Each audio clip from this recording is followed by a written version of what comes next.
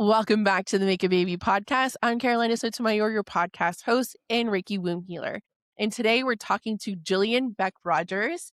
She is a fertility, nutrition, and wellness coach. And I'm so excited to speak with her today. And Jillian, thank you so much for being here. Thank you for having me. I'm really excited to chat with you. Me too. So now I want to know, tell us what you do. And I know that you're fertility focused. So tell Mhm. us who you serve and like, what's your vibe? What are you about? Who do you serve? Yeah, so like I said, fertility, nutrition, and wellness coach. And I help women who have been trying to get pregnant improve their fertility with the right nutrition and lifestyle habits so that they can take back some of that control and increase their chances of a healthy pregnancy. So this could be women who most likely have been trying for a while and things haven't gone the way that they had maybe hoped. And do you work in person or virtually? I work all virtually. I have a program, so I bring, lived experience and science-based strategy to my coaching and blending that emotional support with very practical tools for a food-focused approach. And I have a signature program called Fueling Your Fertility, and it's all online, one-on-one with folks. I love that so much. So why fertility is like for me is like when I see birth doulas, I'm like Mhm. they either have already given birth and they had birth trauma or they've watched someone close to them go through some trauma. Why are you fertility focused? Why are you in this world? Yeah, it took a minute to get here. So, I bet. yeah, I mean, as with most people, right? It takes a while to really Right. to kind of feel your calling and certain things have to Right. happen to land you there. So I spent 3 years as a certified health coach. I was working with all different types of clients. Some were managing emotional eating. That was a big thing that I focused on a lot and still do. Others were regulating their energy and their stress. Stress is a very big one. And many of these women were also improving their health and self care in preparation for wanting to have a baby. And I noticed there was a need for this type of support during this chapter of their life, wanting to become a mom. And what moved the needle in their success was really focusing on food, not only what and how they were eating, but also really healing their emotional relationship with food, which again is something that's very important to me to talk about. And working with the women in this particular phase of life is just really rewarding. And I could personally relate to it as well, like we were talking about before we started chatting. I know how it feels when you're trying to get pregnant and you're been doing this for a while, you're doing all of the things and it's just not going quite the way that you had hoped. And so, through my own trying to conceive journey and these gaps that I was seeing in nutrition in the fertility space, I wanted to deepen my knowledge and become a certified perinatal nutrition expert. And it became very clear to me how important it is that women have this support and know how to properly nourish themselves during this crucial period because I don't think they're getting the right full information. A lot of doctors' advice is just take a prenatal when really it's just so much more than that. And so I've just taken everything that I've learned to my, client success and just really trying to help women take back some control on a journey that often just feels like it's happening to you.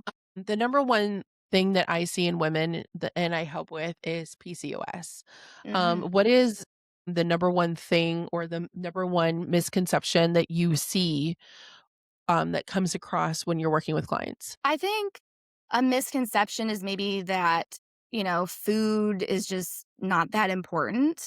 I think, what we're eating just doesn't get talked about maybe enough, or we're so influenced by diet culture that's been pushed on a lot of us. And a Yeah. lot of those sort of, practices don't translate well when it comes to like fertility, which in the case of PCOS, you can definitely help manage symptoms and manage your cycle better depending on what you are eating. Can definitely make a big impact. But I think a lot of the misconception is just it's too simple to have any impact what we're eating. I Mm, think we expect the answer to be more obscure and complicated, but studies really show that what you eat impacts your egg and sperm health, your hormones, chronic conditions, and it can help protect against loss, complications, developmental problems. So it's definitely worth going back to the basics. And the way I think about it is we're all eating every day, anyways, right? We're not necessarily adding more to your to do list, but why don't you just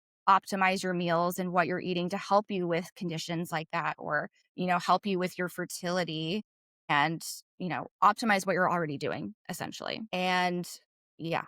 What are the basics? I feel like you've touched upon so much there, and, like, you mentioned diet culture and us living so you and I are both US-based people, Hmm. and our food quality, that's, like, a huge Oh, industry, a yeah. huge topic, like, our food quality compared to the rest of the world is different. So, as you mentioned diet culture, and both of us living in the United States, there's a whole industry about food. There's so much that goes into our food and how, but when we're talking about basics of our food, what does that mean when you mention that? Is that like whole foods? Is that like organic? Mhm. Is there like a chart we need to look at? Like, what is the basics of food for fertility? Can you break it Mhm. down on a 7th grade level? Or like, because I feel like when I serve so many different types of women, women who are lawyers, women who are working at Starbucks, every type of woman listens to this type of podcast, and I think that there's different levels of education about Mhm. what food is and quality of food. So you may like for me, I have a background in FDA and USDA regulations. I used to work in pharmaceuticals, vaccines. So I understand like regs and regarding food inspection and things like that. But Mhm. that's because I did it as a career. So I feel like everyone has a different starting point about what education and food and a food relationship is. So can you break it down so easily for us so we can understand what are food basics? Yeah, I love that question. And I think it's worth asking because I think talking about health and food, especially in today's culture and all these fancy grocery stores that we have in the influencer culture, it can become a little like hoity toity talking about healthy eating. And it feels like, what does that even mean? It depends like who you're asking when you say, like, what is healthy? What does healthy eating look like? And I notice this when I talk with different clients, what their perceptions of healthy is. You might get a different answer if you're asking, an influencer who's focusing on weight loss or like your aunt who grew up, doing Weight Watchers and, they're told a certain, what is considered healthy. But when it comes to fertility, I think a lot of those beliefs around diet culture can be very outdated and actually a little bit more harmful than good, and especially in this space. So, to me, healthy, I think, starts with really shifting away from diet culture and more specifically restriction. So, I think of a healthy fertility diet, for lack of a better word, in a few different things. So, first is instead of thinking about restriction, I think of what can you add to your plate? So, what sort of nutrient packed foods can you add to your plate and take away? And the basics of this, I would say, is looking at what protein, healthy fat, and fiber can I add to my meal. So, those are the building blocks, your macronutrients, if you will, if you really want to get into the lingo. But I think every meal and snack having a good balance of that protein, healthy fat, and fiber is the best place to start. So, what can you add to your plate to fill in those categories? And what can you fill your plate with to make it more colorful is a good place to start as well. I always like to say you can't supplement away a lacking diet if you want a healthy pregnancy. It really starts on your plate and not in a bottle of prenatal vitamins because, especially those macros, you're not going to get protein from a prenatal supplement. So, it's really important to know like what is on your plate. So the And basics yeah, are make your plate as colorful as possible, eat as many whole foods in those groups that you mentioned. Can I ask maybe a pointed question is, does it matter if it's organic or if it's GMO or like everyone has different budgets for food? definitely. Where does that play into place? Because what if like a woman doesn't have health insurance, but they still want to have a baby? And here we believe if you have a uterus and you want to have a baby, we're here for you. So Mhm. like if they're listening to this and they're like, well, I can make my plate cover colorful. Like I can go get produce. I can get, I'm Latina. So I'm like, yes, we're getting the plantains, we're getting the potassium in. I love this question though, because, okay, making food accessible. And like, how can we Yes, do so, that? like, yes, that's a perfect wording. So, like, the accessibility part is so key here because so much in our fertility industry is this is my soapbox, is either gate kept or financially is Yes. not achievable for many, many Yes. people. But Yes. food, and again, I feel like I had a friend say, "We don't have a food problem here in Omaha. We have a food distribution program a problem." And shout out to Sam. But so for me, this is such a critical point because like And again, even fresh foods is not even accessible to everyone in the United States. So, of fresh produce or fresh vegetables. So, Mhm. can you speak to that? Yes, I actually really love this question. And I love that we're talking about it because that is something that actually makes me very sad and that I honestly feel I don't know, I feel torn with as a health coach because you will hear again, like on TikTok influencers, all of this, like, you have to eat all organic and I'll do all these tests and do all this stuff. And fertility can become very expensive and it feels so exclusive when everyone should have access to these basic needs. So, yeah, I'm like on the soapbox with you. It like gets real heated when I see like the fancy grocery stores that are selling like $100 jars of like, crap. But, anyways, I think when it comes to organic, yes, the more that you can eat organic, especially if you are struggling to conceive, that definitely can help. But I don't think that it's an all or nothing. I think it's just do as much as you can or little by little. I think progress is better than perfect. And maybe you buy a few groceries. I mean, this is what I do for myself. I don't buy everything all organic because, I have a budget to follow. And so you can also follow the Dirty Dozen. It's a list that comes out periodically and it will show, the foods that have the highest amount of pesticides. So you could choose to get those foods organic and then just get normal, what do they call it? Like regular produce for the rest of it. Also, people talk about, including myself, like processed foods. And sometimes I think canned or frozen foods get poo pooed, but you can definitely buy all frozen stuff. I keep my freezer fully stocked with vegetables and fruits. That is a much more economical way to get those foods in. And it's also really easy to have on hand. So, yeah, just little bits I love that. of progress is so much better than doing it all perfectly. There's no such thing as perfectly. I feel like the 1%, like, what is the 1% I can do today Yeah. to make a difference? That's like, so for me, I love Trader Joe's. I Hmm. love their frozen vegetables and things like that of like, what can I do? I love my microwave. I know that's bad, but well, everything, there's a consequence to everything. But Yeah, it's a balance of everything. I have found that we will use more of the frozen things than the canned things, and I Mhm. hear some gossip. I recently got a mouse in my house, and then I saw 2 more mouses. Mice. My friend's gonna listen to this, I'm like, "You're English. Mouses, mice." So, we called the pest control people today, and I over the past couple days, I was emptying out our shelves in our little turntable pantry thing, and I was like, when's the last time that I used this? Like, had canned Mhm. pumpkin, I gave it to the dogs, and for Yeah. me is like, if I don't see it, I don't use it. So for me, is like, we are consuming more vegetables that are frozen than canned, just for, like, what is my practicability of getting more vegetables into our tummies is that if I see it, I'm gonna use it. And Mhm. for us, it's the canned stuff got forgotten about. Interesting. Yeah, whatever Literally works for don't. you. Make it Right, work for you. whatever. But sometimes, like, that's just what worked for us. Mhm. And also, I had it in my budget. I also buy chopped veggies, like the fajita, Definitely. pre-cut, little things like that has made a difference. I have the ability to do that in my budget, but at Walmart, they have peppers and onions in one bag. We use that for Mhm. eggs, we use that for fajitas, we use that often, and it's those are vegetables.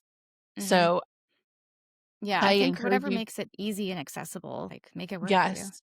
Yes. Is there okay, so for a woman that has tried to conceive and they've done all the medical things, but maybe is super busy or has a high stress career and they're like knocking on wood every day just trying to get through the day and Mhm. it's 50 hours they're working or more a week and they're like, I just don't have time for food. Now you've mentioned like ways to make food accessible, but how if a person doesn't have the time, how do we make it time friendly to eat better or get the nutrition that we're seeking to make a difference in our fertility? Time is definitely an issue, and what I find with the way to have, like, a healthy fertility diet is also one that is very low in inflammation, and what we find is that if you can focus on, again, the protein, fat, and fiber in every meal to help balance your blood sugar, that's a huge one for lowering inflammation. Another is avoiding trans fats and upping our omega 3s. We tend to have a higher amount of omega 6 fats in our diet because a lot of that is in processed foods and takeout. And so it's a balance. Like women are so busy. And so I feel like if we can find a balance between learning how to make cooking a little bit more easy and accessible, planning ahead, meal prepping, having things ready and available versus having to always eat takeout, which can very negatively affect fertility. I think it's about, again, like what is the 1% moving towards that? It's not about becoming Susie Homemaker and cooking everything from scratch at home with time that you do not have. But what is one way we can kind of move 1% towards that so that you are having more home cooked meals? Because there have been studies done where they showed women who ate fast food or takeout 4 times per week, their risk of infertility was double that of women who did not consume fast food regularly. And that is partly because we're getting a lot more trans fats in our food, our takeout, some things like that. And so if we can minimize that a little bit, can increase your odds. So to answer your question about how can we make that a little bit more accessible time-wise, I think what we were just talking about where it's like getting the bag of veggies where, the greens are pre-washed or chopped and ready to go and finding really simple back pocket meals where we can just like throw a meal together in a few minutes. And it has so much more nutritional value than just like going through the McDonald's drive through, for example. But what about the healthier options because there's now options like when I think about just how I feed my family, for Hmm. example, I've done meal prep from Whole Foods where you can go and you can choose the protein, you can choose the sides, and they have like Yeah. whole grain beans and I don't know and they have potatoes too, but Mhm. I don't know Love if that's a potatoes. fiber or not. So Love potatoes. potatoes are the shit. Like they I are mean, you're in the Midwest. I'm from the Midwest. We love a potato. So We love our potatoes and, I think we're the beef state. Anyway, we have a lot of cows in Nebraska, so we love a good steak, Omaha steaks. hmm Um, I'm familiar. so for me is it's also like choosing if you are busy and you're like, you can't, like, how do you feel about other options like Chipotle that has like beans and rice and lettuce that's like whole? I don't know if that's the best, but like Yeah. versus a McDonald's or like how does that work out? Like if there is not time for a meal hmm and versus like, or if they can meal prep and they're like, because also there's nervous systems and what truly different seasons of life. Definitely. How does that work out? Like, if, like, there is an option where they're going to the deli counter and they're getting, like, a protein, like, Whole Foods does have those, like, for $32, you can get a family I forget how much it is, but I think it's around $30 or $40 and you get a meal of 4, but hmm some people meal prep that for the week or whatever. I'm obsessed with TikTok, and, like, that's how a lot of people's are meal prepping is by going to Whole Foods and choosing I think you get a certain number of sides and a protein. Other people are meal prepping from Texas Roadhouse. I mean, I love their rolls. I know that that's probably not on the realm here of healthiness or helping us, but like they have the protein, they have the sides and things like that. So, Yeah. what do you think about that? Yeah. I think nothing is totally off limits. I think of like where we can look at it is it's on a scale of like what is maybe not the best to what is like the shiniest best option possible. And it sounds like, we're going to just try to aim somewhere in the middle and just try again that 1% towards the best option. And I've done this with my clients too where they were doing a home renovation, their kitchen was unusable, so like cooking at home was just not possible for a period of time. And We did that so this summer, 2 mhm. months. Yeah, my parents did that when I was younger, and I just remember even as a child, it was horrendous, so I can't imagine as an It was adult. hard. It's really difficult. And so when you can't, you can't cook at home or you are having an extremely crazy season of life and you would like to be cooking at home, but you're just not able to as much. It's like, what is the next best option then that I have available? And I love what you suggested about going to Whole Foods. Again, it's like a scale of, maybe we avoid the McDonald's and, the drive through fast food that we can expect there to be No, because lower quality. we're talking about our nutrition. So, I Yeah. think people who wanna work with you or who are keen on making a difference, and this is like a piece of that they're ready to address or Yeah. make a change with or improve with their fertility, they're definitely not thinking McDonald's. They're definitely thinking, "Alright, Right. what is the change I can make here?" And I just thinking of like little 1% changes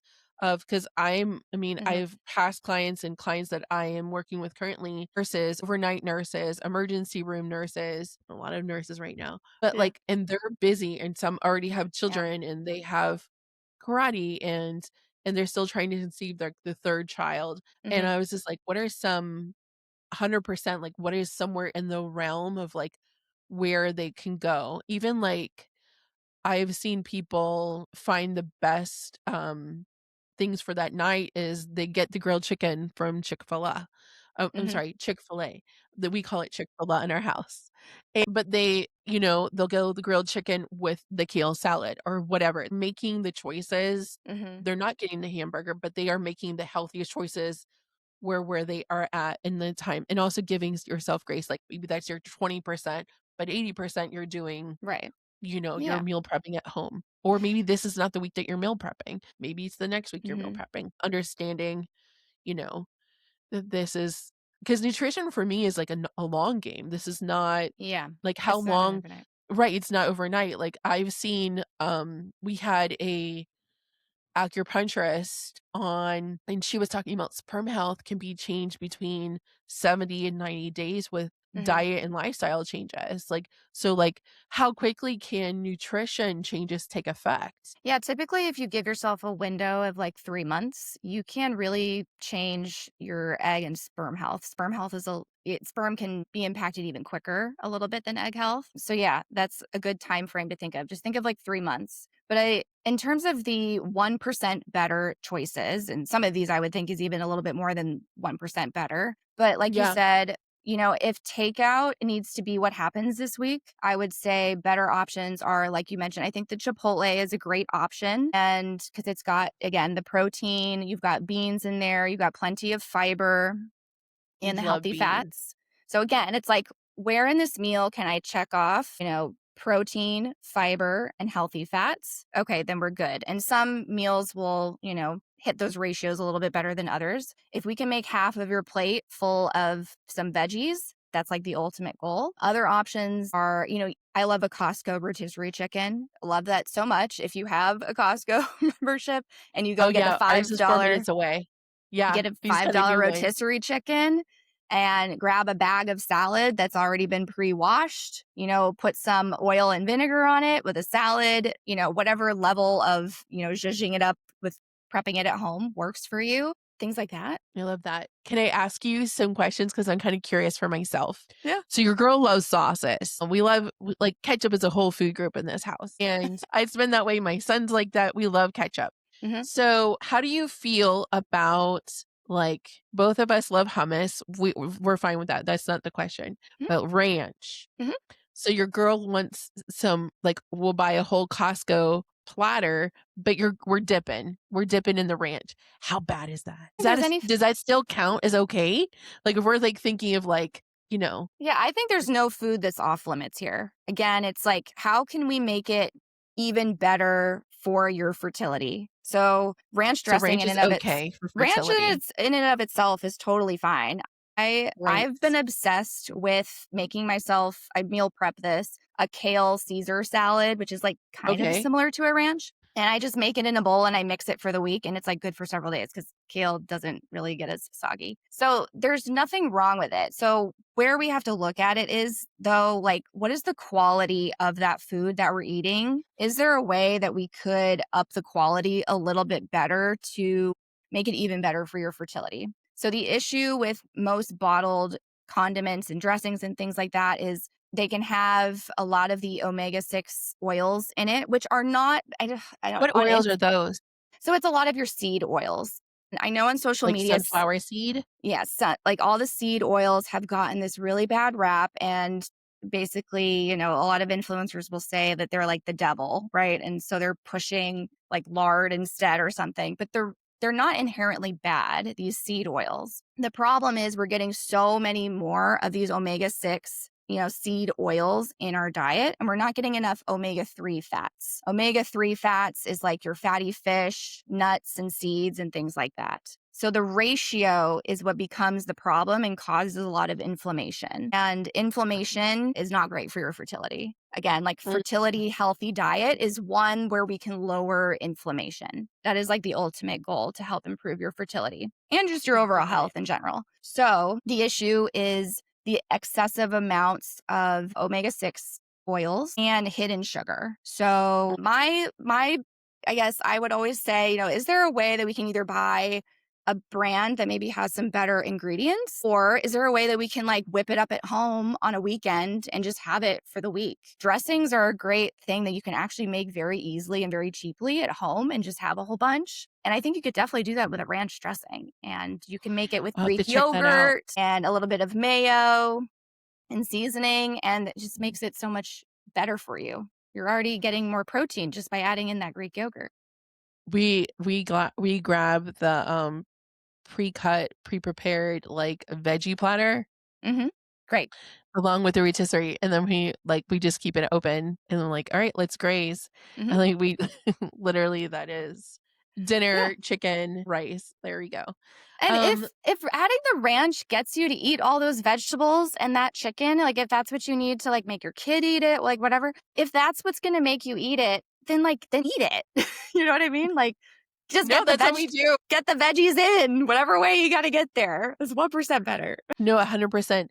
It's also a fine line for us with food allergies. My son has like the healthier food sometimes we're not able to purchase. He has a coconut Mm. allergy that's pretty severe, Ugh, life-threatening. So like love then we coconut. look at the things that don't, and they often have like the oil, Hmm. sunflower seed oil in it or something. I'm like, well, it's the lesser of two evils. We're not going to die from eating this. So, no, but I love Yeah. that. So, you can eat your sauces, ladies. We love this. We love a sauce. I also really love, there's like I think it's Primal Kitchen buffalo sauce, but it's made with I haven't avocado tried that one. oil. Oh my God, it's so good. So we'll get a rotisserie chicken and I'll roast up some pre-washed broccoli in the toaster oven, and we'll just like drizzle this buffalo sauce all over it. So We do like love a I'm sauce. quite familiar with that brand. My husband, he had to do a FODMAP diet for a while, Hmm. and Primal Kitchen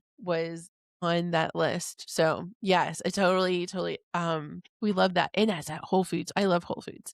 Anyway, is there any advice for a woman who's never thought about how food was important to her fertility, now is listening and understanding like, "Oh, I need to take a look at this." What is a great place to start? Do you have any free resources where they can start to learn from you? Yeah, I mean, I think a great place to start is just starting with breakfast. I know a lot of women skip breakfast or, have just like coffee on an empty stomach, and that actually can really mess with your hormones. I know a lot of Okay. us are guilty of this, and I've always been a big breakfast lover, so I never needed any convincing personally. But sometimes if I'm in a rush in the morning, I will want to have my cup of coffee before I've even like gotten a chance to grab my breakfast. And I've really made a habit of changing that.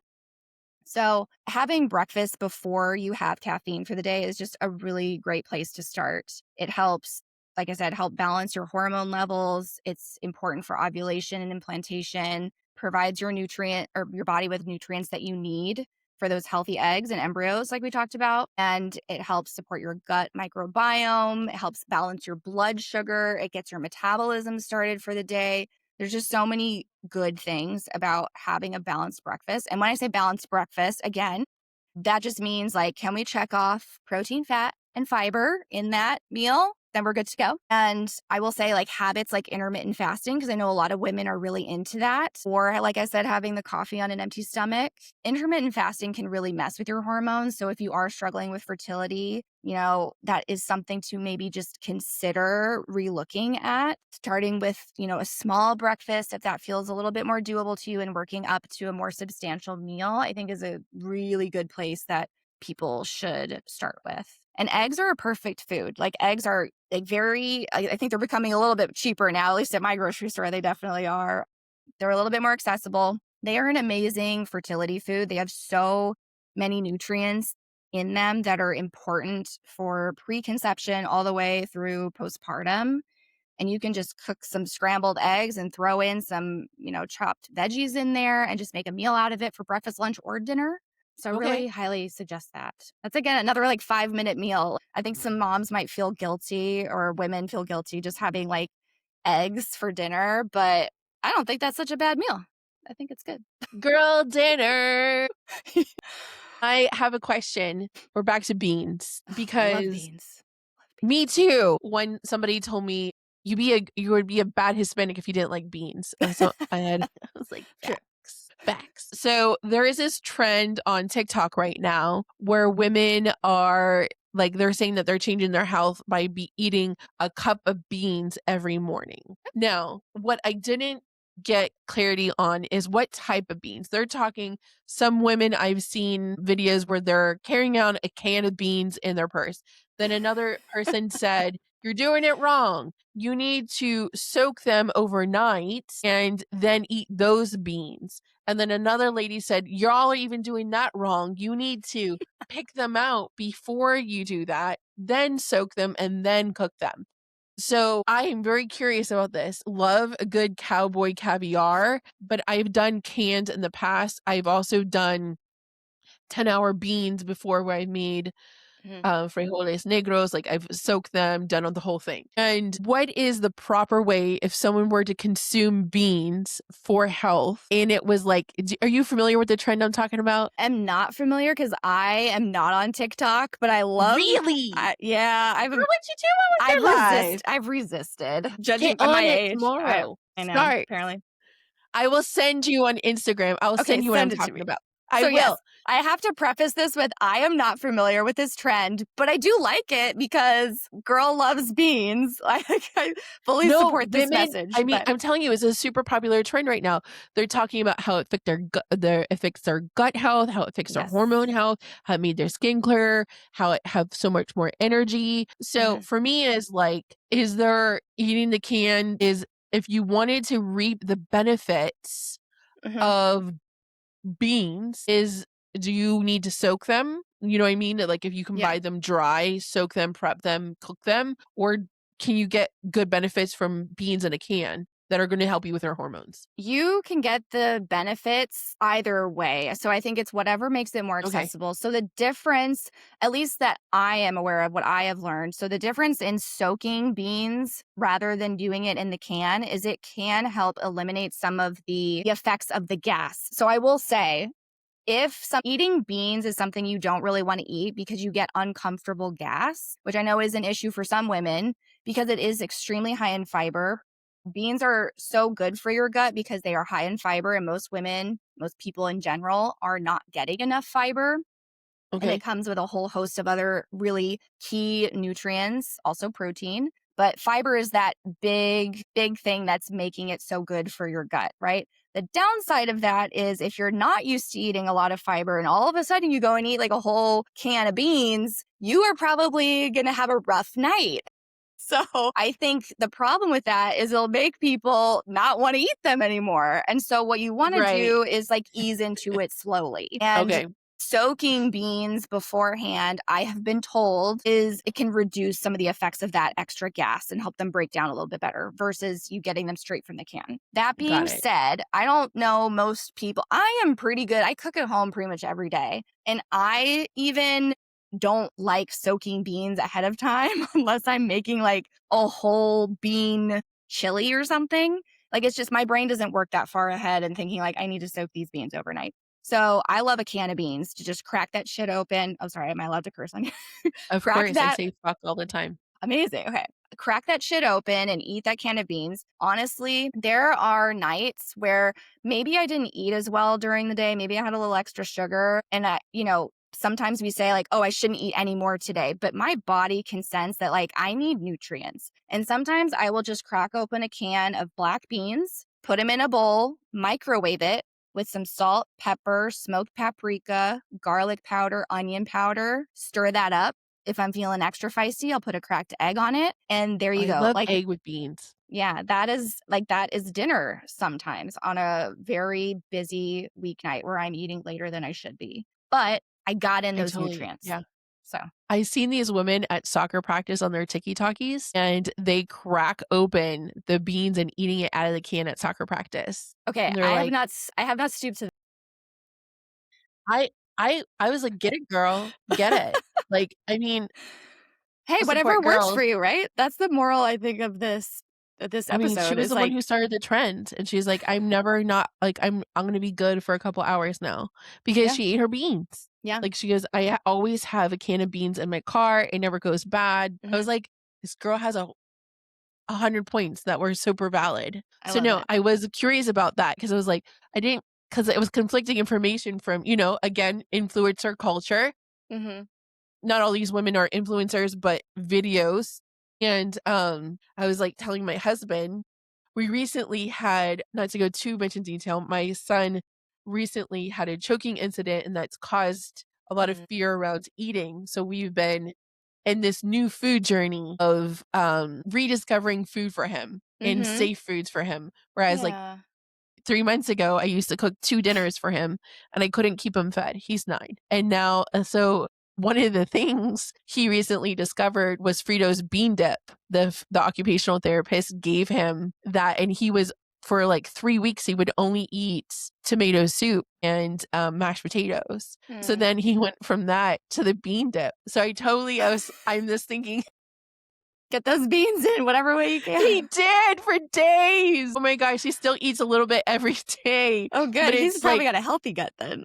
now he does. He calls it his cat food because it looks like it's the Fritos bean can. It's Mhm. so funny. We'll only eat that one. So I'm just dying because of I was like, we've lived this recently. You went from eating just tomato soup to eating straight up beans, like a whole can. Like, yeah, it's gonna be a little bit of a struggle bus. So Your gut will adjust over time if you keep doing he's it, but fine now. Anyway, okay. So we have covered so much and I'm so thankful for you for being here. Can you tell everyone where they can get in contact with you, how they can work with you, where can they find you on social and the internet? yeah, so I'm most active on Instagram. You'll find me at Jillian Beck-Rogers _health. So just come say hi, send me a DM. And I also have a freebie that you can download for yourself. It'll give you lots of good recipes that you can start with. So it's Oh, we my, love free stuff. yeah, We love recipes. I'll put it in the show notes. yeah, it's the 7 foods to boost fertility. So it's your go-to guide for what to eat to support your hormones, improve egg quality, increase your chances of a healthy pregnancy. There's lots of simple, satisfying recipes in there. I'm sure there's a bean recipe in there. I can't even think of what they are off the top of my head, but I'm sure there's one It's in okay. there. I'll find it. And some non-bean recipes if, your people are not quite there yet. But yeah, you can definitely go download that and get started with some simple recipes. Oh my gosh, Jillian, thank you so much for being here. You're so fun and so grateful that you grace us with your wisdom, your expertise, and thank you so much. Thank you so much for having me. This is really fun. I love it. Yes. So, all our listeners, thank you so much for joining us again for another week. I ask you to come and join our Make a Baby community on the school platform. We are having monthly free full moon circles to empower you to connect to the full moon and the spirit of your future baby. If you would like to send us suggestions or what you would love to see more on the podcast, go ahead and text us below. We love to hear from you. Until next time, my friends, let the Reiki flow.